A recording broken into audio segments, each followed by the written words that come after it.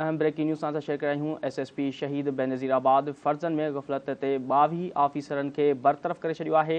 पंहिंजे इदारे जे 22 ऑफिसरनि खे बरतरफ़ करण जो हुकुम ज़िले बदर 7 पुलिस इंस्पेक्टर, 9 सब इंस्पेक्टर ऐं 6 ASI शामिल आहिनि।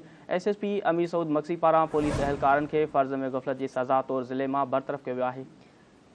जी नाज़रीन, ख़बर मांखे ॾींदासीं। SSP शहीद बेनज़ीराबाद फर्ज़न में गफ़लत ते 22 ऑफिसरनि खे बरतरफ़ करे छॾियो आहे। पंहिंजे इदारे जे 22 ऑफिसरनि खे बरतरफ़ करण जो हुकुम मिलियो आहे। ज़िले बदर 7 police inspector, 9 sub inspector, 6 ASP शामिल आहिनि। इन महिल सां वधीक अपडेट मालूम कंदासीं। असां सां टेलीफोन लाइन ते मौजूदु आहे धरती TV नवाब शाह जो ब्यूरो चीफ इम्तियाज़ कीरियो असां सां टेलीफोन लाइन ते मौजूदु आहे। जी इम्तियाज़, छा अपडेट्स आहिनि इन हवाले सां आगाह कजो।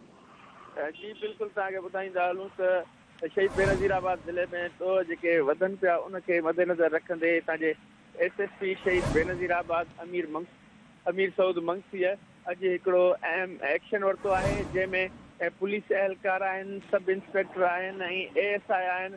उन्हनि खे जेको आहे सो सज़ा तौरु ज़िले बदर कयो आहे ऐं हुन ॿुधायो त ज़िले में जेके ॾोह थियनि पिया उन्हनि जे करे जेके हितां जे जेके अमलो हो उन पंहिंजे ई अमले जे जेके आहिनि ऑफिसरनि खे ज़िले बदर सज़ा तौरु ज़िले बदर करे छॾियो आहे।